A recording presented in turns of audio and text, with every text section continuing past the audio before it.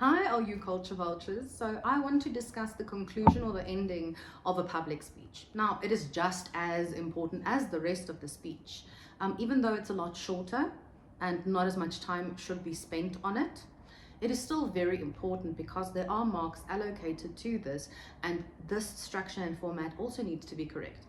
So how do we end a public speech? After your third argument, you say, take a deep breath, make a pause, ladies and gentlemen, and then everyone knows that this should probably be something different than the first, second, third thing. So take a breath, start on a different tone, not on the same tone or tempo, and say, ladies and gentlemen, whatever you used in your introduction needs to be tied in your conclusion. So if you shared a life experience, refer to that. If you used a quote or mention that quote again. Don't do carbon copy, copy paste, repeating it. Just mention it so that there is some form of mention in your introduction and in your conclusion, so that it ties together. And then you summarize your three arguments. If possible, do it a little bit more creatively, do it a little differently. Don't go word for word once again. Paraphrase it slightly different. Stay away from, I have convinced you. That's not for you to say, that's for the audience to decide for themselves. So, I have convinced you. No, you didn't.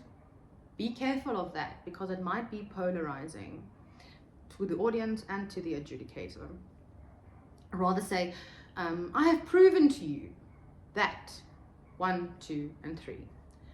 Never, ever, ever end with thank you or thanks for listening, thanks for lending me your ears. You never thank the audience. You're not doing them a favor, they're not doing you a favor. If anyone is doing anyone a favor, it's you doing them a favor, because you have graced them with your presence. You have taken the time to stand there in front of them and entertain them. So if anyone thanks anyone, it's the audience thanking you, and they do that by applauding. You do not thank anyone.